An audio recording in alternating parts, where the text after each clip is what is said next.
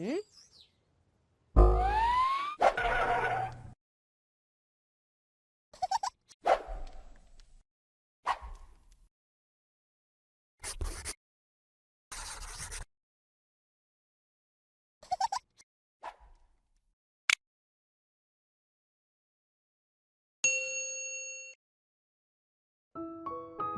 4 Gujarati semester 2 પાઠ 8 પત્ર લેખનની મજા. વિદ્યાર્થી મિત્રો, તમે ઘણી વખત તમારા ઘરે આવતા પત્રોને જોયા હશે.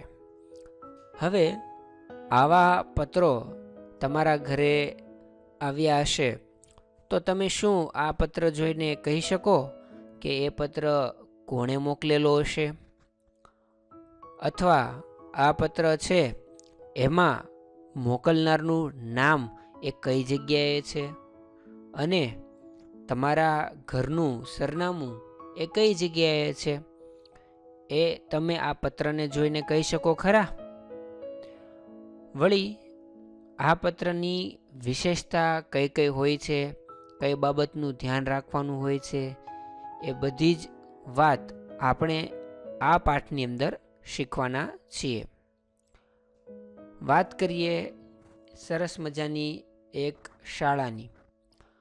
આ શાળામાં વિદ્યાર્થીઓ બધાય ભણી રહ્યા હતા અને ઓક્ટોબર મહિનો આવતા જ શાળાની અંદર વેકેશન પડવાની તૈયારી શરૂ થઈ જાય છે.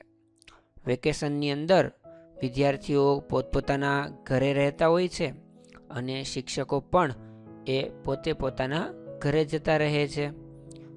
એટલા માટે આ વિદ્યાર્થિનીને પ્રશ્ન થાય છે કે હવે આ સાહેબ છે એ સાહેબ એટલે કે તમે પત્રમાં જોયું હશે કે અશોકભાઈ સોમપુરા, તો એ આ અશોકભાઈ સોમપુરા જે શિક્ષક છે એ બધા વિદ્યાર્થીઓને ખૂબ સારી રીતે ભણાવે છે, બધાને વહાલ પણ કરે છે. વળી જ્યારે પણ વિદ્યાર્થીઓ તેમને સામા મળે છે ત્યારે કેમ છો, મજામાં ને, એવી રીતે વિદ્યાર્થીઓ સાથે વાત કરે છે. એટલે જ આ વિદ્યાર્થીઓને તેમની યાદ આવશે, કારણ કે તેઓ એક મહિનાનું જો વેકેશન હોય અને એટલો લાંબો સમય સુધી શિક્ષકને ન મળી શકે તો એમની યાદ આવે.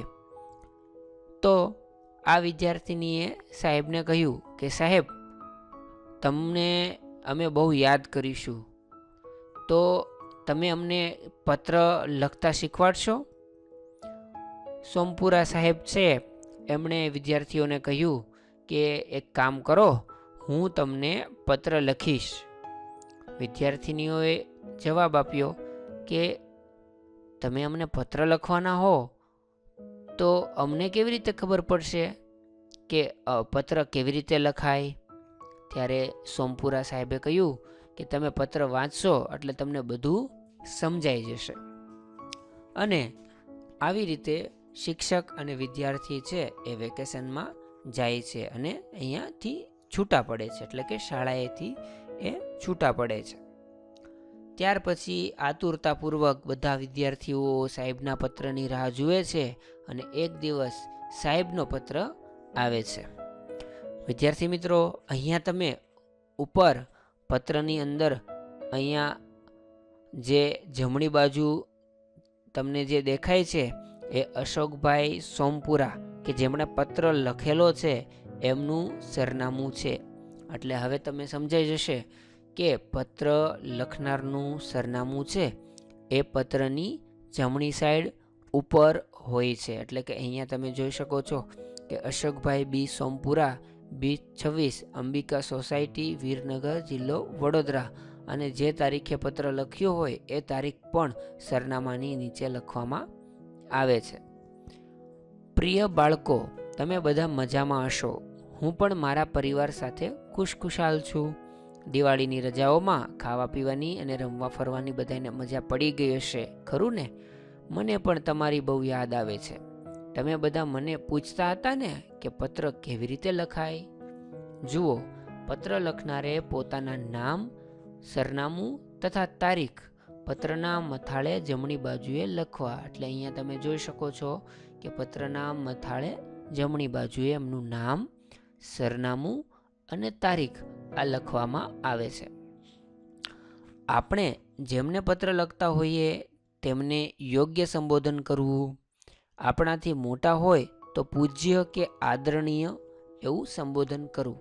તો અહીંયા પત્રમાં તમે જોઈ શકો છો કે અહીંયા પ્રિય બાળકો એવું લખેલું છે, પરંતુ આપણાથી મોટા હોય તો આદરણીય સાહેબશ્રી અથવા પૂજ્ય પિતાશ્રી એવું આપણે અહીંયા એ સંબોધન કરી શકીએ છીએ. ત્યાર પછી મિત્ર કે સરખી ઉંમરના વ્યક્તિ માટે પ્રિય કે સ્નેહી એવું લખી શકાય. એટલે કે સરખી ઉંમરના વ્યક્તિઓ હોય એના માટે પ્રિય અથવા સ્નેહી એવું લખી શકીએ. સંબોધન પછીની અલગ લીટીમાં યોગ્ય વિવેક વચન લખવું. જેમ કે વડીલો માટે સાદર પ્રણામ અને મિત્રો માટે સ્નેહભરી યાદ. અહીંયા વિદ્યાર્થીઓ માટે મજામાં હશો એવું સંબોધન એ સાહેબે કરેલું છે. તો એ વિવેક વચન છે. હવે આપણે આગળ જોઈએ તો આ પછી ફકરો પાડીને જે કારણસર પત્ર લખ્યો હોય તે વિશે લખવું. પત્રના અંતમાં જે અંતનો ભાગ છે એમાં વિદાય વચન લખવાનું હોય છે. જેમ કે લી સ્નેહાધીન રેશમાના નમસ્કાર. આવી રીતે એમનું જે પત્ર છે એ પૂરો થાય ત્યારે એ વિદાય વચન લખવાનું હોય છે. આમ અહીં પત્ર પૂરો થયો કહેવાય. તે પછી પરબીડિયા કે કવર પર પત્ર મેળવનારનું પૂરું નામ, સરનામું, પિનકોડ નંબર સહિત લખવા જોઈએ. તેની બીજી બાજુએ પત્ર લખનારના નામ, સરનામા હોય છે. તો હવે તમને સમજાઈ ગયું કે પત્ર છે એ એની જમણી સાઈડ મથાળા પર લખનારનું સરનામું આવશે, શરૂઆતમાં એ સંબોધન આવશે, ત્યાર પછી એમને એ લીટી છે એ છોડી અને તરત જ વિવેક વચન લખવાનું આવશે. સંબોધન પણ આપણાથી મોટા માટે પૂજ્ય કે આદરણીય અને સરખી ઉંમરની વ્યક્તિ માટે પ્રિય કે સ્નેહી. હવે આપણે થોડી વધુ વિગત જોઈએ તો પત્ર છે એમાં લખાણના બધા જ અક્ષરો મરોડદાર, વ્યવસ્થિત અને યોગ્ય રીતે લખાયેલા હોય એ જરૂરી છે. બધા જ અક્ષરો અને શબ્દો આડી સીધી લીટીમાં લખાયા હોવા જોઈએ. એટલે કે આ આડી સીધી લીટીની અંદર જ બધા અક્ષરો અને શબ્દો લખેલા હોવા જોઈએ. ત્યાર પછી બે અક્ષર વચ્ચે, બે શબ્દ વચ્ચે તેમજ બે લીટી વચ્ચે યોગ્ય અને એક સરખું જ અંતર હોવું જોઈએ. તો તમે અહીંયા જુઓ તો બે શબ્દો વચ્ચે યોગ્ય અંતર છે, બે અક્ષરો વચ્ચે યોગ્ય અંતર છે અને અહીંયા બે લીટીઓ છે એની વચ્ચે સરખે સરખું જ અંતર રાખેલું છે. ત્યાર પછી અક્ષરો ઘૂંટેલા કે જાડા પાતળા ન હોય કે લખાણમાં છેકછાક ન હોય એ ખૂબ જરૂરી છે. ત્યાર પછી જોઈએ તો અક્ષરોનો વળાંક એક સરખો હોવો જોઈએ. વિરામ ચિહ્નનો યોગ્ય ઉપયોગ કરવો જોઈએ. એટલે કે જ્યાં વિરામ ચિહ્નની જરૂર પડે તો ત્યાં યોગ્ય વિરામ ચિહ્ન હોવું જોઈએ. અહીંયા તમે જુઓ તો અલ્પ વિરામ અહીંયા કરેલું છે. સરનામામાં પણ જરૂરિયાત છે ત્યાં અલ્પ વિરામ કરેલું છે. લેખનમાં ભાષાકીય ભૂલો ન હોવી જોઈએ. એટલે કે આપણે જે પત્ર લખીએ છીએ એમાં ભાષાની લગતી કોઈ ભૂલ ના હોવી જોઈએ. અને છેલ્લે પત્રમાં પોતાના વિચારોને સ્પષ્ટ અને સરળ રીતે રજૂ કરેલા હોવા જોઈએ.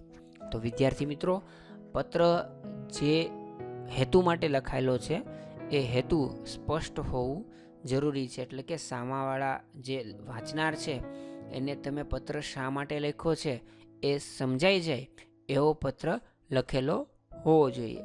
તો આવી રીતે આપણે પત્ર લેખનની અંદર સારી રીતે સમજ કેળવી શકીએ અને તમે પણ તમારા વડીલોને કે તમારા સાથી વિદ્યાર્થી મિત્રોને પણ આવી રીતે પત્ર લખી અને મોકલી શકો છો. તો આપ જોઈ શકો છો કે હાલના સમયમાં પત્રલેખન બહુ ઓછું થઈ ગયું છે.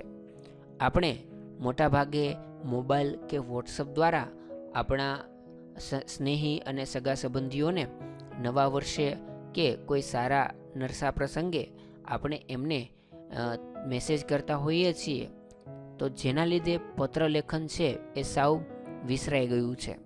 પરંતુ હવે તેને તમે જીવંત કરી શકો એમ છો. તો અત્યારે તમારી પાસે સમય છે, તો તમે પણ તમારી સાથે ભણતા વિદ્યાર્થી મિત્રોને આવી રીતે સરસ મજાનો પત્ર છે એ લખી શકો છો, અને એ સામે પણ વિદ્યાર્થી છે એ પત્રનો જવાબ આપે તો તમને પણ ખૂબ ખુશી મળશે.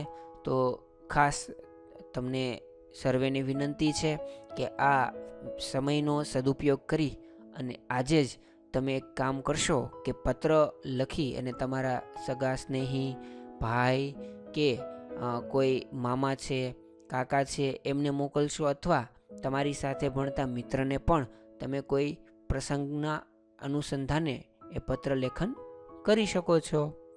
તો મને આશા છે કે પત્ર લેખન કરતાં તમને બધાને આવડી જ ગયું હશે અને પત્ર લખીને તેની પ્રેક્ટિસ પણ તમે કરી શકશો.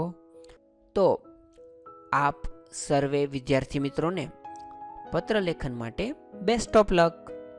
મિત્રો, આવા જ વધુ વિડીયો સૌથી પહેલા મેળવવા માટે સબસ્ક્રાઇબનું બટન દબાવો અને અમારી ચેનલ સબસ્ક્રાઇબ કરો. અને હા, જો તમને આ વિડીયો ગમ્યો હોય તો તમારા મિત્રો સાથે શેર કરવાનું ભૂલતા નહીં, હો ને?